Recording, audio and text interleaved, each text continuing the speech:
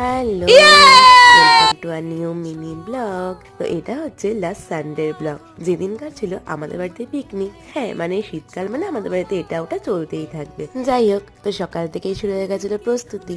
আর দেখো, আমাদের আজকে সন্ধ্যের টিফিনে ছিল কফি আর কি। আর মাইলো এখানে কোলে ওঠার জন্য এরকম করছে। তারপরে এখানে মারা সবাই লুডো খেলছিল, আর কুট্টি কাকা লেগে গেছিল রান্না বান্নার কাজে। আর অর্ণারাও চলে এসছে।